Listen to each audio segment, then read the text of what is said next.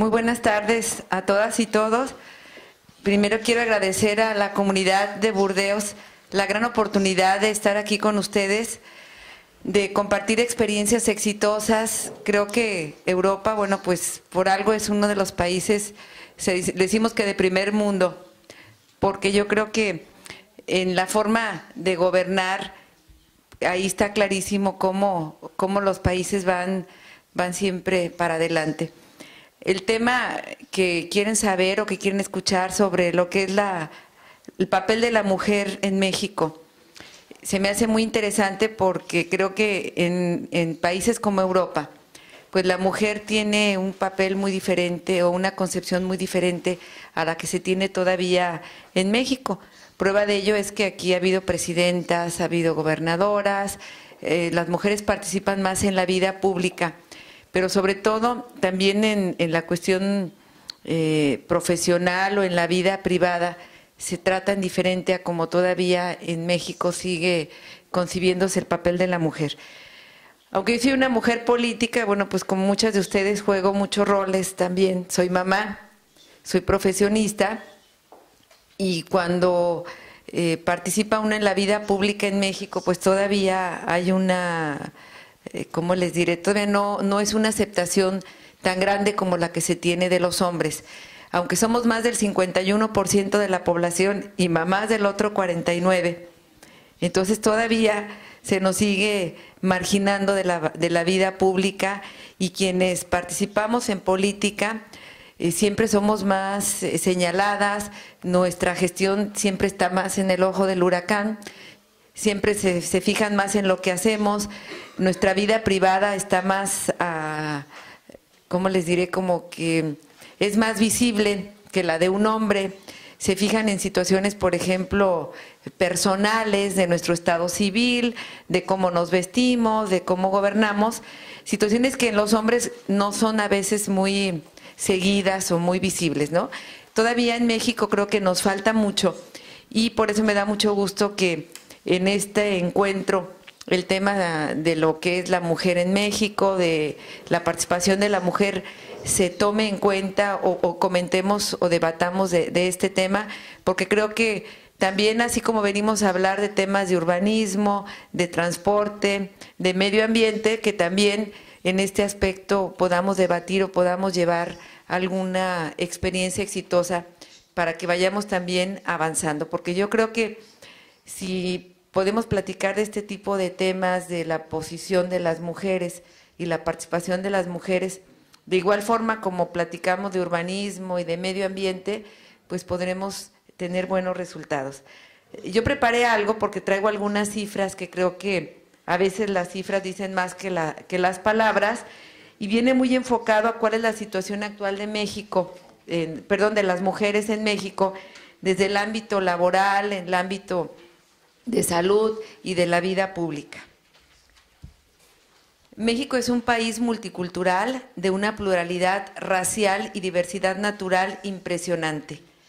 Conocer a fondo esta nación es acercarse a todas las formas de vida que entrelazan la cultura occidental contemporánea con la cultura ancestral de nuestros pueblos indígenas. Aún con esta rica y compleja mixtura, es posible trazar un panorama amplio de sus mujeres, que día con día construyen con sus manos una forma de vida digna para ellas en un país de arraigadas costumbres donde la supremacía masculina va desdibujándose para dar paso a la identidad femenina. Apenas el 17 de octubre de 1953 se promulgó la reforma constitucional con la que se garantizó a las mujeres, tras largos años de lucha del movimiento sufragista, nuestro derecho a votar y ser votadas en el ámbito federal. A casi 60 años de ejercer este derecho, las mexicanas hemos ganado espacios públicos a pulso. Es cierto que aún seguimos siendo marginadas por criterios subjetivos y las leyes no garantizan del todo nuestra participación política. Además, debemos enfrentarnos a una doble tarea de demostrar capacidad intelectual y asertividad, incluso en el ámbito privado. Las expectativas sobre la vida y actuar de la población femenina de todos los estratos se siguen centrando en los mandatos sociales como sujetas de roles y estereotipos acuñados al cuerpo de la mujer. Pero las nuevas generaciones de mujeres que acceden cada vez más a oficios y profesiones considerados tradicionalmente masculinos aminoran las brechas de desigualdad.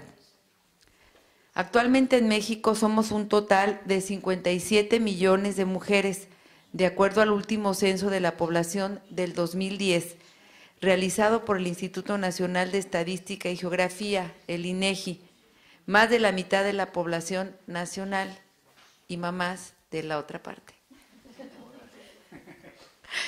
Las nuevas generaciones se incorporan al trabajo como una medida de autonomía y planeación de un proyecto propio de vida.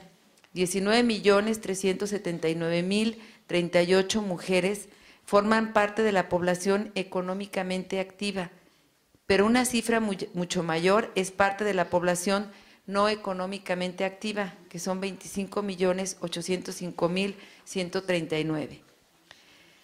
Es en este rubro de lo laboral donde se ve reflejada aún la desigualdad, fomentada por la idiosincrasia o prácticas culturales que nos impiden un trato igualitario. Como muestra, el salario de las mujeres es menor al de los varones.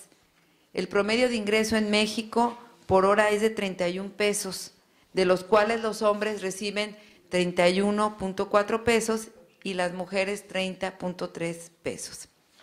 La incorporación a la vida económicamente activa es una respuesta a la urgente necesidad de solventar la vida cotidiana, pues 4 de cada 10 mujeres mayores de 14 años trabajan.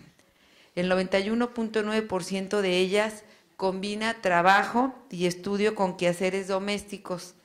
Por ello es necesario reforzar las políticas públicas para evitar que por las ocupaciones domésticas de las niñas, sin la participación de los hombres, aquellas se vean orilladas a dejar la escuela.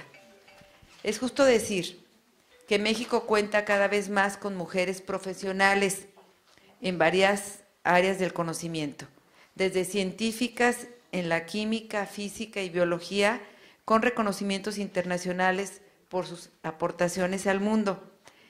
Ellas han optado por profesiones fuera de los estereotipos de género, rompiendo patrones y abriendo camino a otras jóvenes. Situación civil. De acuerdo con el Instituto Nacional de Estadística y Geografía, la edad promedio en la que se casan las mujeres es de 25 años. El matrimonio sigue siendo una decisión trascendental en la vida de las mujeres y hombres, reconocido como institución preservadora de la familia y de los valores generacionales.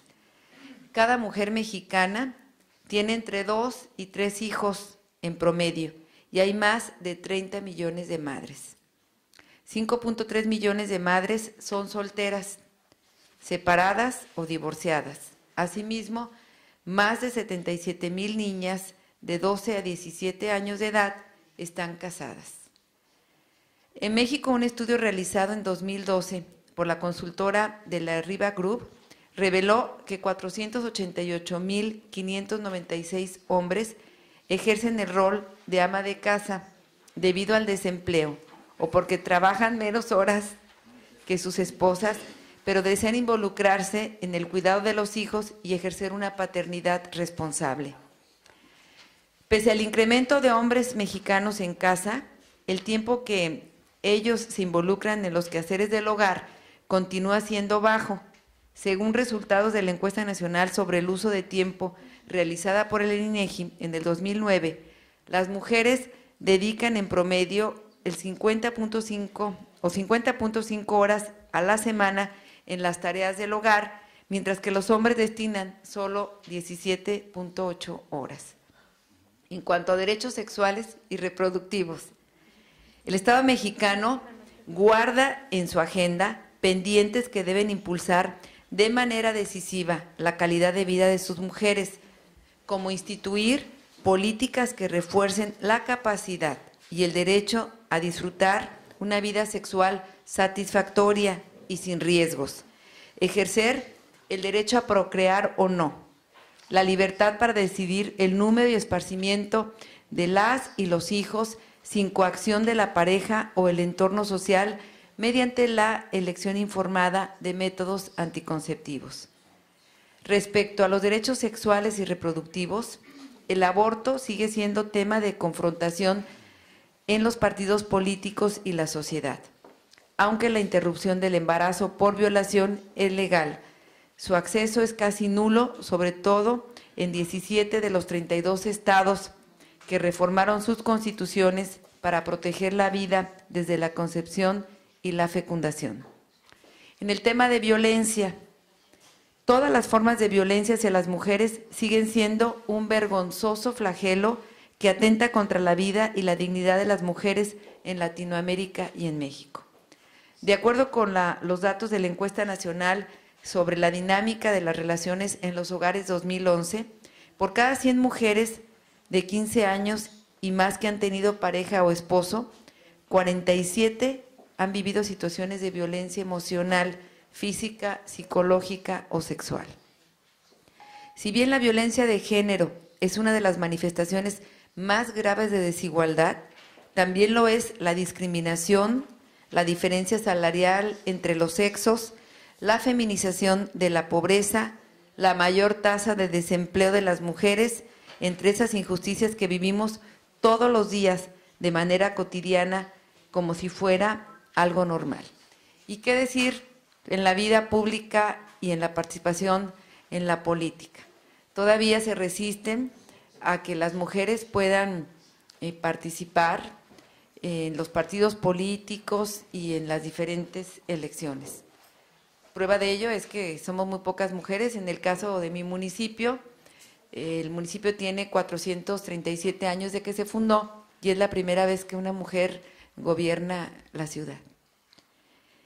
Entre 2006 y 2011, la violencia en la pareja o en la familia pasó de 43.2 a 46.1%, de acuerdo con la encuesta nacional sobre la dinámica de las relaciones en las parejas. Si bien se ha trabajado para prevenir y castigar la violencia de género, mejorar la formación de las mujeres, brindándoles el acceso a la justicia y educar sobre una convivencia en condiciones de igualdad, no se ha logrado el nivel óptimo de acuerdo a lo estipulado en tratados y convenciones internacionales. En cuanto a la igualdad en leyes, ante esta realidad, el Estado mexicano promueve la igualdad de género, el combate a la pobreza y la desigualdad social. En el México de hoy, creemos en el valor de la igualdad como una forma de educar y de llevar a cabo esa transformación que las niñas y jóvenes de este siglo nos están exigiendo. Importantes avances se han dado en materia legislativa con la creación de la Ley de Acceso de las Mujeres a una Vida Libre de Violencia en el país y su armonización en cada estado de la República Mexicana. Recientemente, para tener un mensaje claro sobre la vida y la dignidad de las mujeres, se decretó la Ley General para la Igualdad entre Hombres y Mujeres, donde sientan las bases para una sociedad donde las mujeres y hombres convivan en igualdad de condiciones.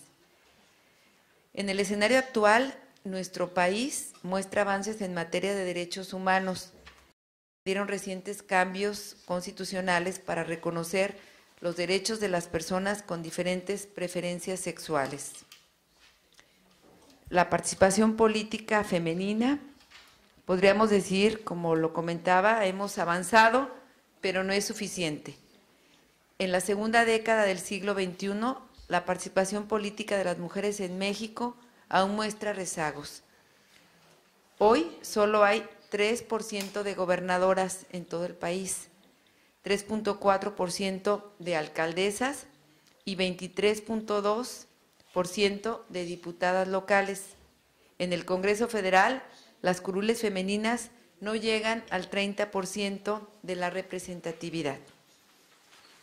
Mi presencia en este foro es muestra de cómo después, como ya lo comentaba, de 436 años, en el municipio de León, del estado de Guanajuato, de donde soy originaria, soy la primera alcaldesa elegida democráticamente, Durante esos 436 años, León había sido gobernada solamente por hombres.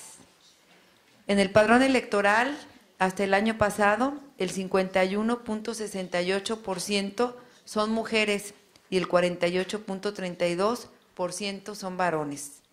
Recién se estipuló una cuota mínima del 30% de candidaturas femeninas a cargos de elección popular. Actualmente se establece una cuota del 40% y se exige a los partidos políticos que deben procurar la paridad, o sea, la igualdad de mujeres y hombres en las postulaciones.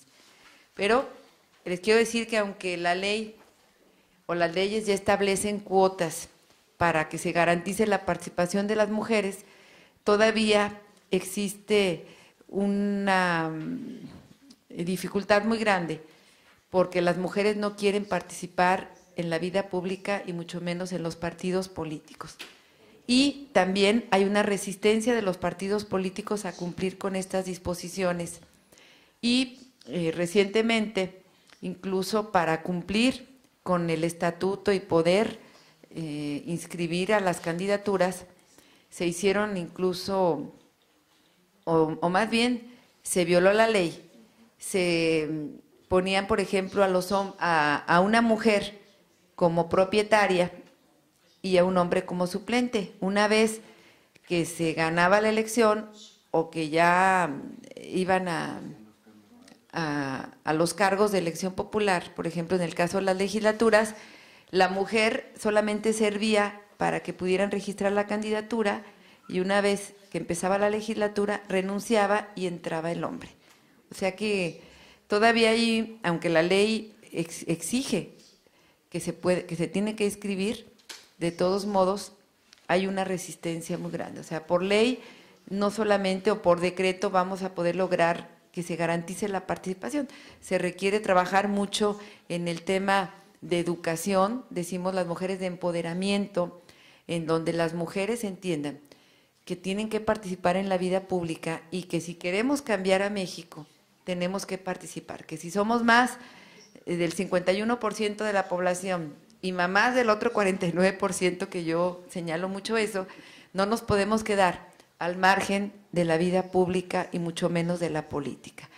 Yo es que sí, yo he participado en mi partido político en todos los cargos, he sido la primera mujer regidora en mi municipio, he sido la primera mujer presidenta de mi partido, la primera mujer candidata a presidenta municipal, la primera mujer que gobierna en mi ciudad.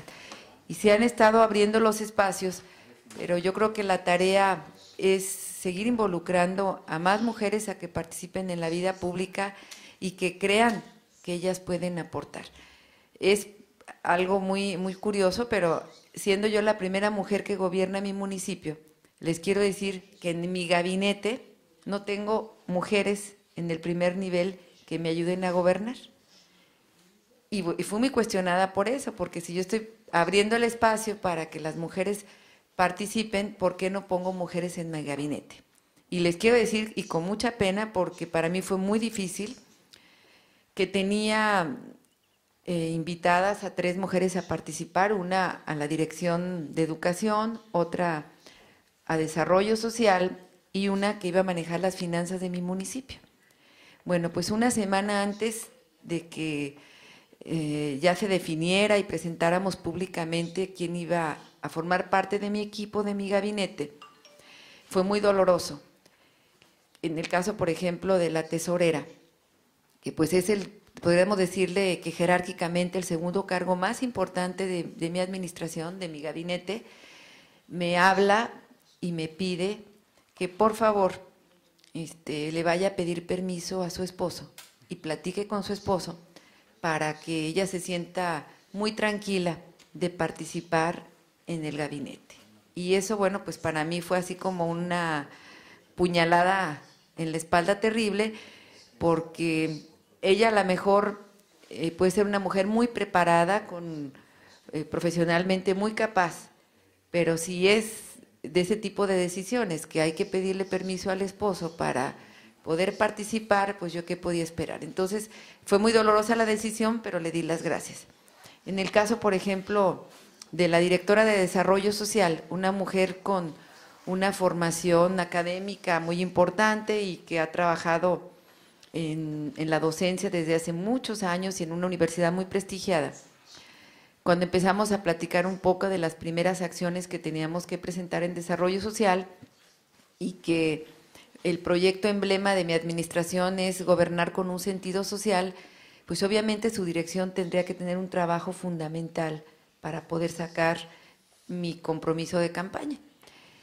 Se asustó muchísimo y me dijo que ella creía que el compromiso era muy grande, que ella no podía, con la gran responsabilidad que iba a tener su dirección, porque pues lo fundamental de mi proyecto de gobierno tendría su base en el tema social y que ella sentía que no podía con esa carga tan grande porque desarrollo social sería fundamental para mi administración. Entonces, aquí ella no creyó en ella, ni en su capacidad, ni en la experiencia que tenía y se asustó.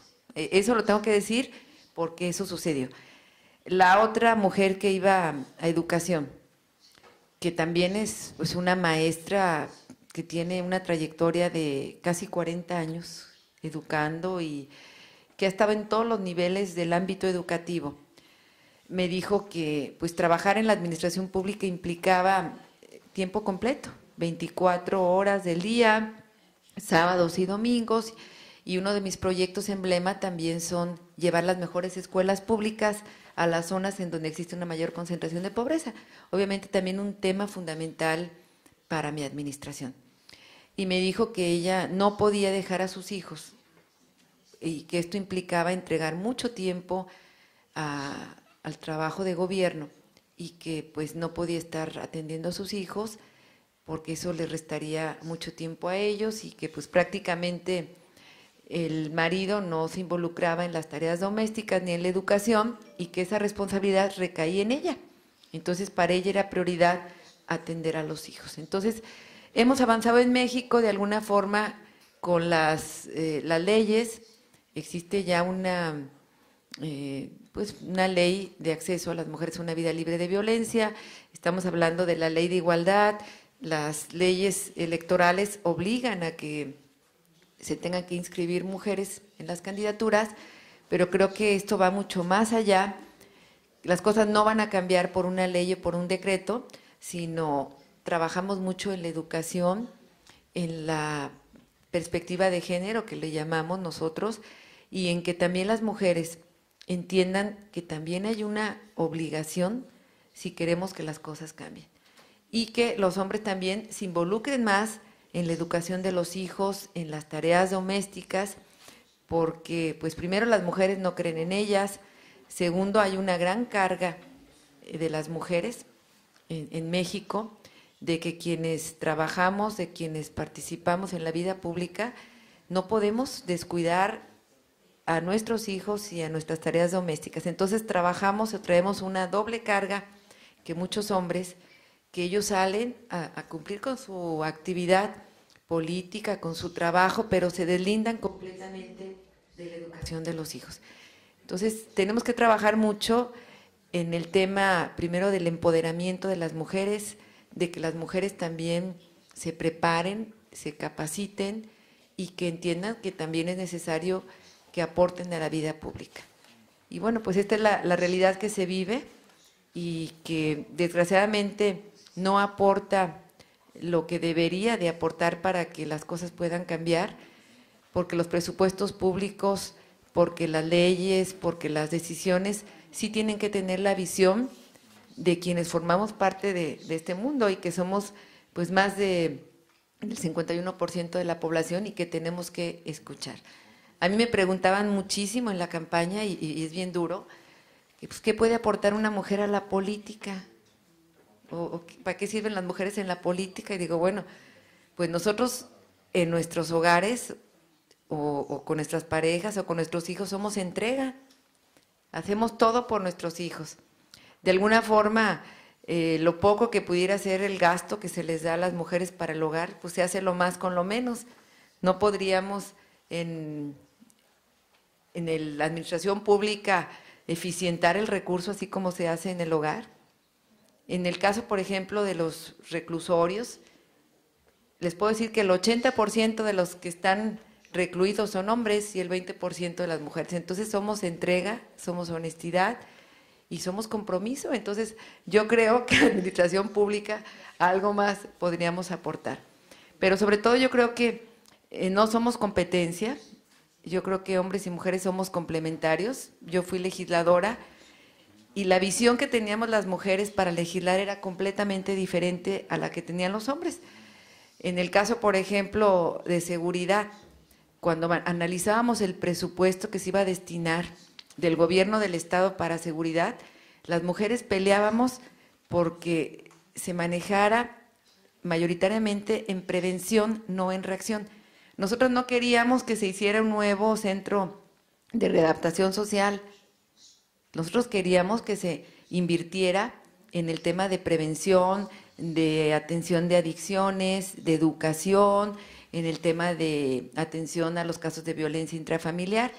Y los hombres, con todo respeto, querían que se hiciera un nuevo centro de readaptación social cuando ni siquiera en Guanajuato se necesitaba, porque no teníamos una sobrepoblación en los que ya teníamos.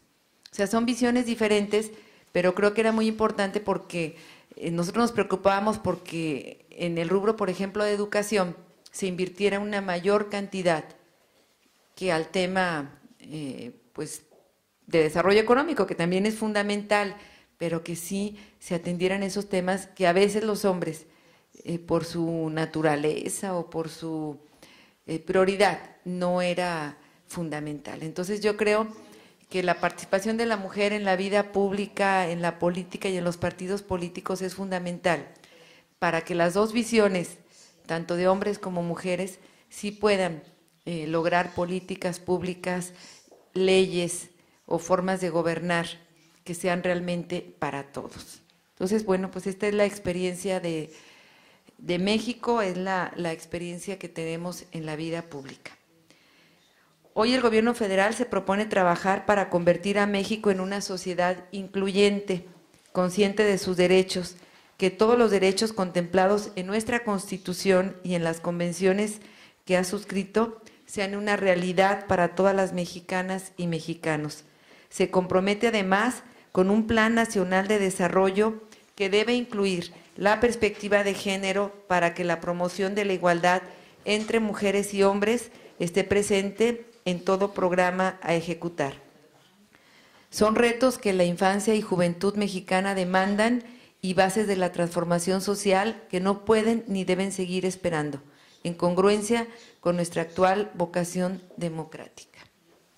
Esto es lo que hay en México y bueno, pues me da mucho gusto que en un país diferente a México sí se tenga una visión más incluyente y yo espero que esta delegación que viene en México y que de alguna forma tiene una visión más incluyente, porque así es, quienes participan hoy o son ahorita alcaldes, para ellos es normal que una mujer gobierne y hay una gran disposición de que en este proyecto, por ejemplo, de zona metropolitana, participemos de la misma forma en que los hombres están participando. Les agradezco mucho y muchas gracias por todas las atenciones que han tenido para esta delegación. Gracias.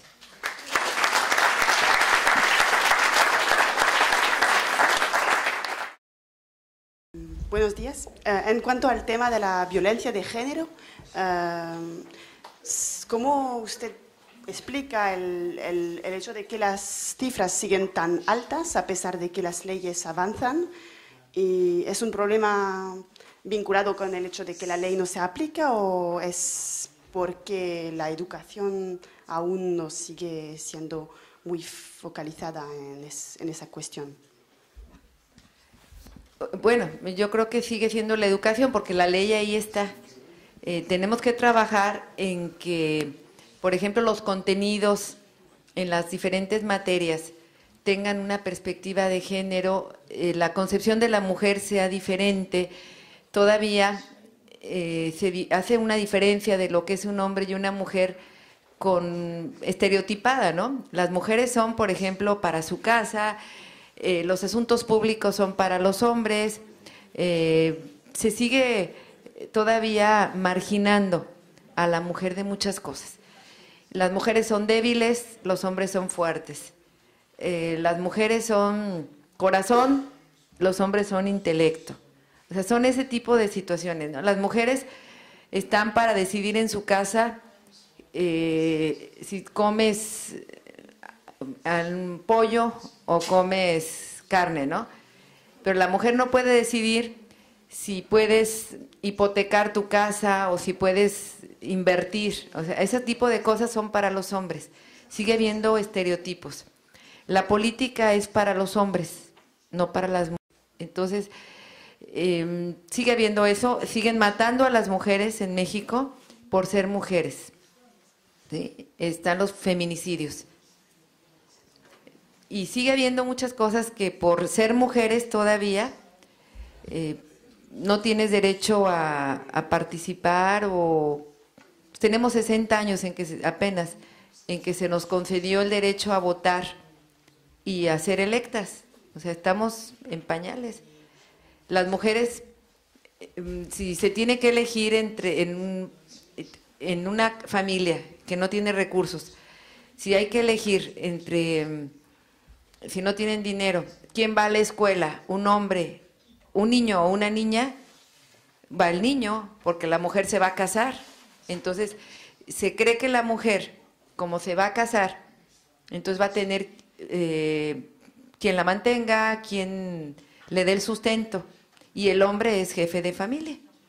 Mientras te das cuenta que muchas mujeres somos jefas de familia, en mi caso, y que realmente no te garantiza el matrimonio que tú vas a sostenerte de por vida, ¿no? Entonces, sigue habiendo todavía una cultura machista, y te siguen, pues digo, en la forma de, cuando gobierna un hombre, yo les decía al principio, nunca se le cuestiona su vida privada, ni cómo se viste. O sea, hay cosas que no se ven. Cuando una mujer gobierna, están siempre, pues sí, eres como el foco de atención, ¿no? ¿Cómo va a tomar una decisión? El tema, por ejemplo, de seguridad. Te voy a decir, en mi municipio, el encargado de la seguridad es un general. Y él muy dudoso de que yo pudiera tomar decisiones. ¿Con quién voy a tratar o con quién voy a platicar este tema? Con mi secretario es hombre.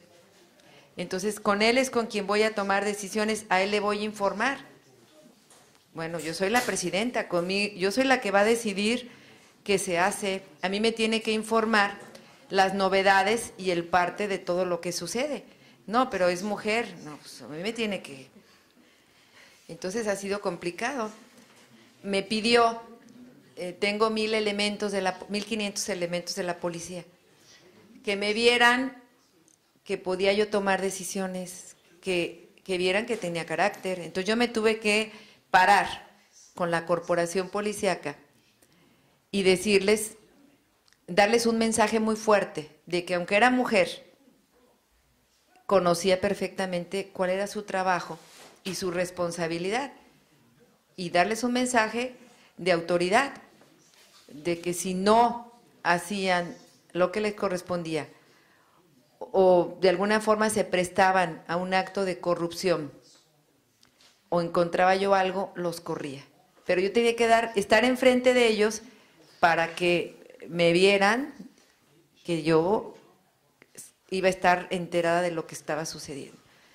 Entonces, creo que falta mucho, hay que trabajar mucho en la educación, que lo normal no sea que tengamos cuotas, en el caso, por ejemplo, de la participación pública o de la política, que lo normal es que un hombre y una mujer participe, que lo normal sea que una mujer estudie y se prepare, y no lo normal es que estén pensando que las mujeres tienen que casarse, porque ese es su destino. Que lo normal sea que una mujer se prepare, y si se casa, pues va a ser una relación mucho mejor, ¿no? Porque va a estar preparada, va a saber tratar a su pareja, va a saber cómo educar a sus hijos. y no que la mujer necesariamente tiene que casarse y no tiene por qué estudiar. ¿Sí? Que también los presupuestos públicos entiendan que las mujeres somos proclives a enfermedades propias de nuestro género y que hay que destinar recursos para eso, ¿no? Hay mujeres que se siguen muriendo todavía por cáncer cervicouterino de mama y no quieren ir a revisarse porque no quieren que las vea otra gente que no sea su pareja o su marido. No las puede ver, entonces siguen muriendo por eso. Y no hay recursos suficientes para atender esas enfermedades de las mujeres. Entonces hay que trabajar mucho en educación, en presupuestos, en empoderamiento hacia las mujeres, ¿sí? Que ellas también entiendan que tienen la capacidad, porque mi gabinete, pues me hubiera gustado tener mujeres muy cercanas, porque si yo estoy pidiendo que la mujer participe y no van mujeres a mi gabinete, pues es como muy incongruente, ¿no?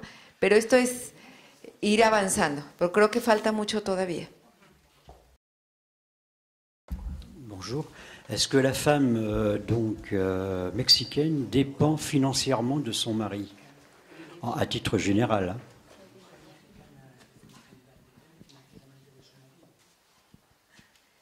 Sí, aunque muchas mujeres ahorita aportan a la economía, podríamos decir que será un 40%. De cada 3 que trabajan, una es mujer. De cada 3 que trabajan, 1 es mujer.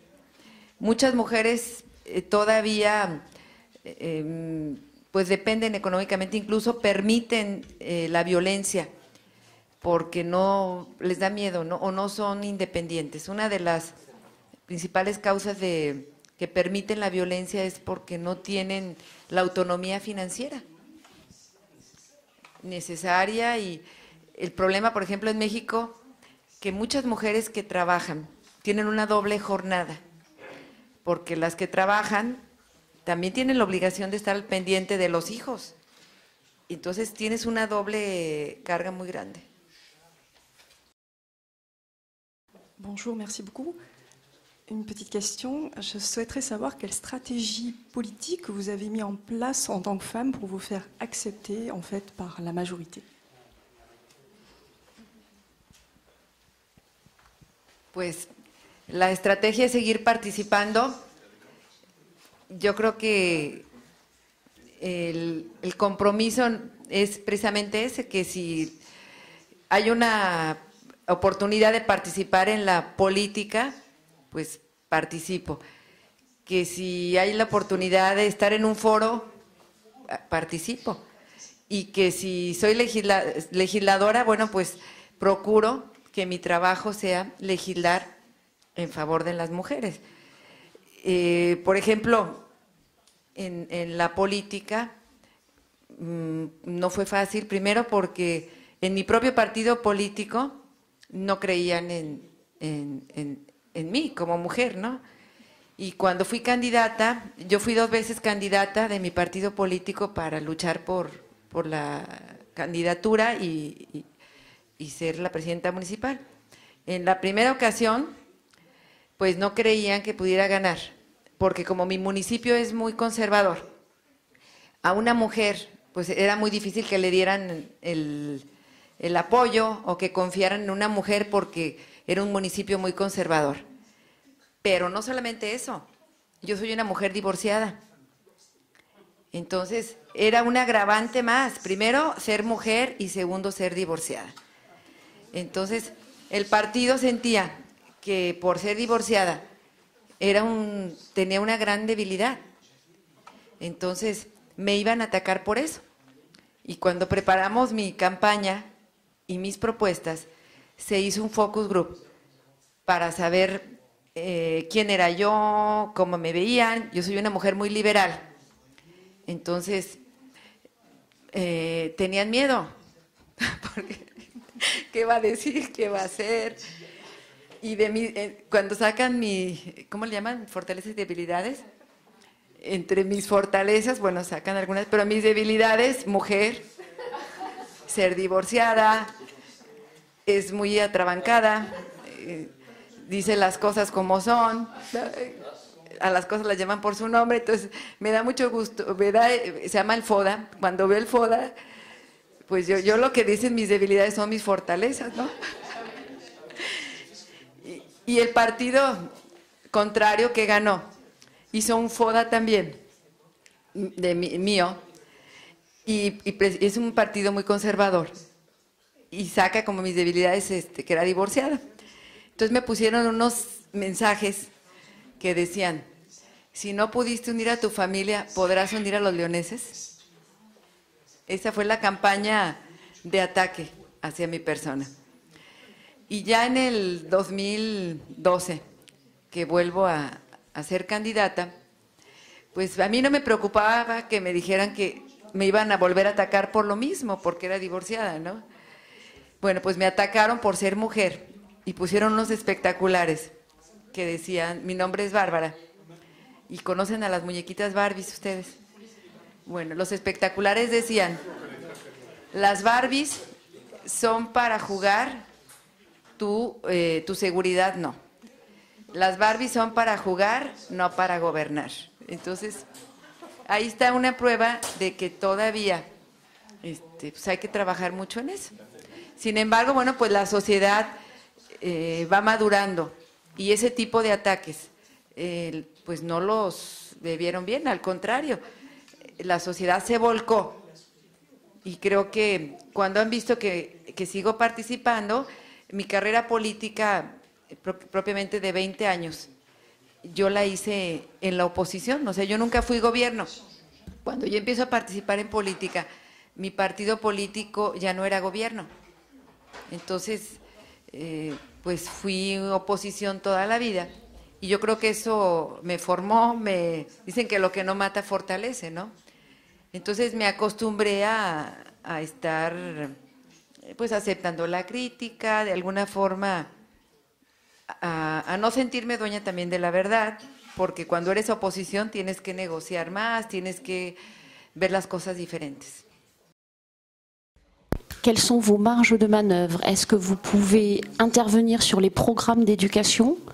Est-ce que vous pouvez mener des actions pour féminiser des métiers? J'ai compris que vous aviez essayé, mais que c'était difficile. Mais est-ce que vous pouvez le faire dans l'administration? Quels sont vos leviers pour la mairie, par exemple? Bueno, la forma de gobernar en un ayuntamiento, acuérdense, es ayuntamiento porque es un órgano colegiado. Yo soy la presidenta, pero tengo regidores, tengo síndicos, las decisiones se toman colegiadas y yo ejecuto esas decisiones. Sin embargo, cuando yo me registro como candidata, yo tengo un programa o propuestas para gobernar y hago un plan de gobierno, qué es lo que quiero para mi ciudad, en el tema de educación, en el tema de seguridad, en el tema de desarrollo social. Y ahí es donde yo imprimo propiamente mi visión, cómo quiero mi municipio, qué es lo que quiero. Y las acciones que voy a hacer en cada área. Creo que queda bien claro mi visión cuando yo hablo de un proyecto social en donde sea incluyente, donde las mujeres tengan participación, donde las mujeres puedan entrar al tema de educación. Tengo un instituto que se llama de la mujer, Instituto Municipal de la Mujer, que yo he relanzado, que tenía un presupuesto en las administraciones pasadas muy bajo, y nosotros nos damos cuenta de la importancia que tiene un tema para un gobernante con el presupuesto que le destina a ese tema.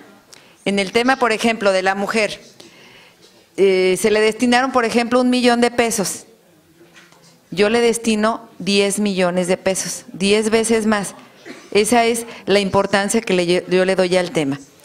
Y, por ejemplo, en cuestión de mujeres, estoy construyendo un centro de desarrollo integral para mujeres, para atender ese tema que creo que es una gran deuda social. Perdón, y los que forman parte de mi ayuntamiento son personas que la mayoría de ellos, porque entran también de otro partido político, pero los que forman parte de mi partido político van con la misma visión. Yo los invité en mi campaña o en mi planilla, le llamamos, porque son personas que tienen una gran afinidad con mis proyectos y con la visión que yo tengo para mi ciudad, y son los que apoyan para que yo destine presupuesto para el Instituto de la Mujer, para la construcción del Centro de Desarrollo Integral para Mujeres, para que la visión que yo tengo en educación tenga una importancia superior a la que tenían los otros ayuntamientos. Son 5 miembros del ayuntamiento mujeres. Y somos 5 mujeres conmigo 6, así es.